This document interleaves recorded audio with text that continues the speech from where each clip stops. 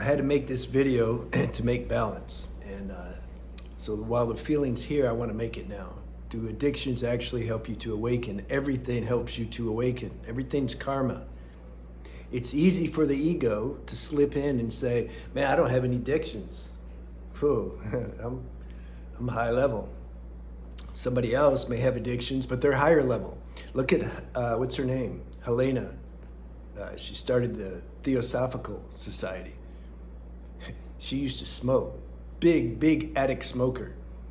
Her consciousness kept going. She couldn't help it because it's karma. Like, we don't know. We don't know how the divine is going to manifest through this form. It's like we appear here, and then it's like, whoa. And then the mind likes to judge and say, oh, well, I have this gift, or I can do this, and this is better than that, and all that nonsense. But she would just end up, her consciousness would she had access to these higher planes, just effortlessly, without trying. Astral plane, mental plane, causal plane. And so she would map, her destiny was to kind of map that out and give us an idea what that is. So she would smoke because she said, man, I can't handle it. Like, I can't handle, I can't, where am I? And so she would smoke. It would help buffer that. Why? Because tobacco is super grounding. You know, I'm not talking about the commercial garbage. I'm talking about real tobacco. And you know that tobacco in South America, it's the indigenous have been using it as medicine for who knows how long, centuries. They get it from the Amazon jungle. There's nothing added to it. They get the leaf, they dry it, and then they do what they do with it. They smoke it, they make tobacco powder. This is the more medicinal way. It's called rape, some of you guys know. Make the powder and they snort it, or they make juice and snort it, or they drink it. It's a super strong detoxifier. Make you a cup of tobacco juice. Whoa. And then some smoke it, but ayahuasca is not the master plant in Peru. It's not. Tobacco is. Ayahuasca is second, San Pedro's third, coca leaves are fourth. Now, all those things, if you tell mainstream society, they're going to say, no, this is bad. That's addiction. You shouldn't do that. You should take pills. The doctor will give you pills, and that'll help you. You see how things are opposite? This is why you have to be your own master inside. You have to listen to your own inner divine doctor, because things are all opposite. There's people who, they quit one addiction because society and you know, doctors, they say it's bad. So then they start taking pills, which are much worse. I would rather do, if I had the choice to chew organic tobacco from the jungle versus take some antidepressant, for example, oh man, all day long I'll do tobacco or do rape or something. Because it's about, like I shared in the last video, it's about which one has the most consequences. You have to evaluate that. You can't let somebody else with a degree tell you which is worse or better. They don't know. I've said before, the best doctors, I would go to the doctors who are taking all the pills that they're prescribing. So they can say what's the real situation. Even then you don't know, because everybody's body and chemistry is different, which leads me into the next thing I want to talk on. There are some people who, because of certain health karma, the imbalance in their nervous system, or neurologically, or they're in some chronic pain, or all the above, they need something. God has put things here just so they can function. So if you are in a situation like that, and you find some kind of thing that people will say, oh, you're addicted to it, if that's helping you function, then do it. See, people that don't have that kind of health karma, they don't know what you're talking about, and their mind will judge and say, oh, but you shouldn't do that. Look at me, I quit. I'm muscled up and I quit. There's some people, if they quit, they go into psychosis. If they quit things. There was a guy who died in jail. I forgot the state, because he was detoxing from alcohol. And his body went into such a spasm, he ended up killing him. The jail people thought, yeah, man, just get over it. Yeah. So there's some people, ego is so slick. See, there is no standard. You can't measure somebody or somebody's level of consciousness or awakening based on your limited, narrow perception. You just can't do it. Because the mind will say, oh, they're still, smoking tobacco. I quit. And so they'll try to give them counsel, this unsolicited advice that people love to do, especially on YouTube, where they go to people's channels. It's funny. They'll go to a creator's channel and say, no, man, see, you got it all wrong. What you're saying is not right. See, this is right. Okay, if that's right, you go make your own channel. You don't crash another person's channel. I remember they tried to do that to Muji. That's the problem when you do things for free. You get the riffraff. The guy stood up and said, you need to follow, what's his name? Karoli Baba. I'm bad with names. He said, and you got to follow him because you got to help the children. That's where it's at. It's helping the children. And he brought a child with him too. And then he wrote a letter and pretended like it was from the kid. Please help me. Muji says, man, I ain't having that. Go outside and you start your own thing. So, see, I go off a little bit and then I, forget what I'm saying. I mean, not totally, but there's some people who, they say, look, this is what I was saying, unsolicited counsel.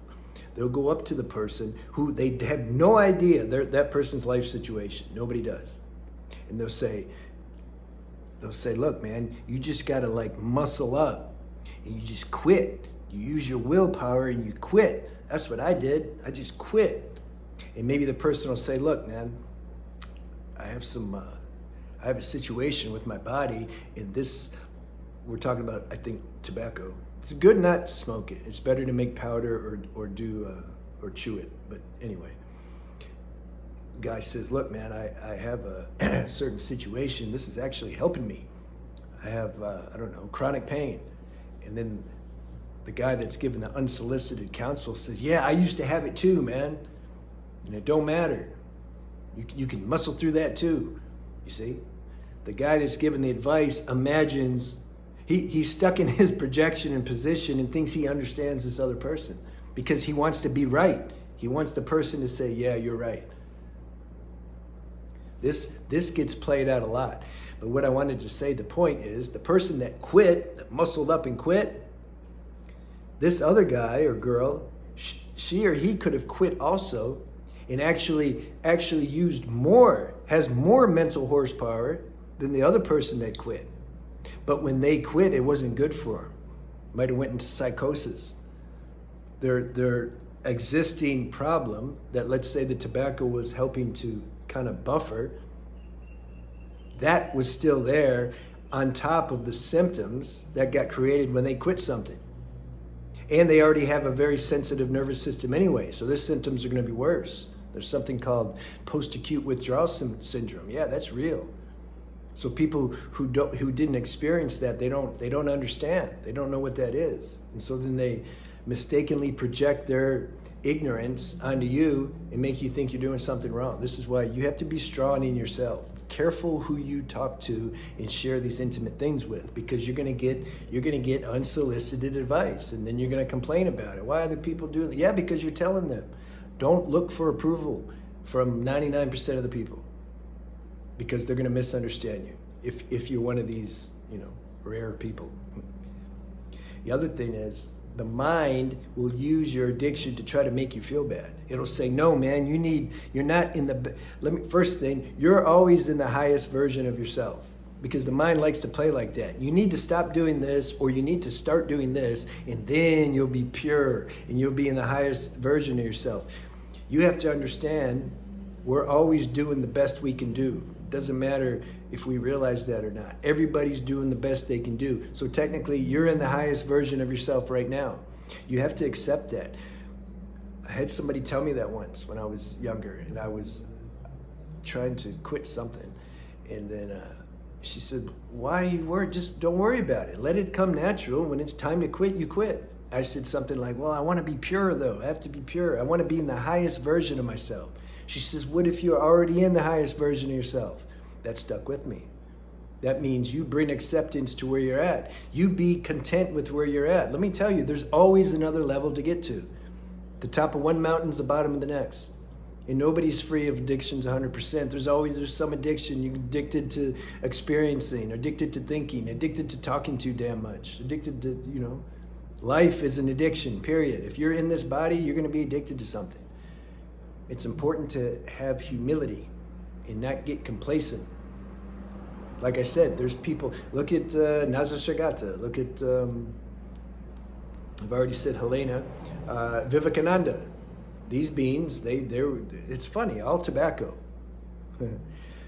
They're addicted, but yet very high levels of consciousness. There's no standard. There's been high level realized beings who have smoked, who have drank, who've smoked ganja, who have ate meat. There's no standard. You have to be true to yourself. You have to really discern and see, is this hurting me? Is the negative outweighing the positive? Because there's always something negative in every positive, and there's always something positive in every negative. You can't get away from it. It's duality. You have to really look at that and introspect and see. Is what I'm doing now, I need it. I feel like I need what I'm doing now. It gives me a little edge because of this, mental imbalance I have in my chemistry or my emotional body, or I have chronic pain. Okay, I accept. I might need something. But is what I'm doing, is that the best I got? Or do I need to see, maybe, is there something else with least consequences? We have to look at those things, and we have to ascertain what's best for us. I just want to see if I hit on all the things I wanted to hit on, because I felt like this was an important topic to make balance. Because my last video, I don't want to, it's not like that's the goal. You just be free of all addictions. Number one, nobody's free of all addictions. If you really want to look at the subtleties. Number one. Number two, it's not possible that some people, based on their karmic situation, that they can just not do what maybe the mainstream level is not doing, and that they consider to be an addiction. Your addiction might be your medicine. You have to really check and see, but don't use it as an excuse either. This is why we need discernment. Somebody can say, well, Nazar Shagata smoked and I'm going to smoke too. Okay, to thy own self be true. You have to know, like, are you lying to yourself or not? See, I always hit everything, but I like to check, I like to make sure. Oh, and marijuana is another thing. I don't know, my system's allergic to it. But ironically, I used to do it when I was a teenager, and it was medicine. Oh man, it let me I was taking pills growing up, and I was always just tired, and people would mess with me at school. Once I became like 11 years old or something, man, I stopped. I took my life back. I'm like, okay, I'm old enough now. I'm gonna do what I want to do. And I got off the pills, started smoking weed, and man, watch out. I turned into Scarface. I used to watch that movie and be like, I want to be like him. And that was my favorite line. You want to F with me? Do you? See, I'd go up to the people that used to mess with me and I'd say that. My energy was strong. They didn't mess with me. I forgot what I was going to say. Oh, but then later, because I had chronic pain in my neck and I had quit weed for over 20 years. And that's about the time when marijuana became medical, right? And so some people were saying, no, try in the oil form or try an edible version. It's helping a lot of people with chronic pain. I'm like, all right. I tried it. Man, I couldn't wait for that feeling to end. Consciousness is different today. It's not, my so-called, if I had a worse day, it's still better than if I was to use marijuana. I don't like it. And then some people get offended. Oh, you don't understand marijuana. I'm like, bro, I understand it fine. I've been on both sides. I really liked it, and then I don't need it anymore. If you like it, do it. But you discern, is it helping you, or is the negative outweigh the positive? This is the thing. Some people, it helps them with chronic pain. Man, I would do marijuana all day before I would take opiates or these pain pills because it's natural, and I heard the medical people have the best, so why not use it? In summary, in the end, none of this matters.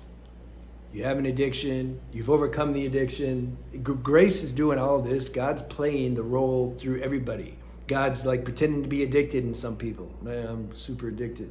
And then in the other person, God's like pretending like he transcended the addiction. Yeah, not addicted anymore. It's all the play. Our real self isn't addicted. It didn't transcend addictions. Nothing. It's just pure consciousness. It doesn't have a form to get addicted. So don't forget that. That's the main thing. Everything that we do or don't do should be underpinned with that fact. But don't get excessive non-dual with it, to where you just walk around like nothing exists, nothing, See, everything's balance. And you can feel balance via vibration. That's how you know. Can't fake vibration. Everybody can say that. You can have the non-dual, Ashtavakra Gita memorized perfect and recite that, but if it's just your mind saying it, the higher level beings will catch you out. They'll be like, dude, stop it. All right. See, 16 minutes. That means something. All right, let me know if you like this video.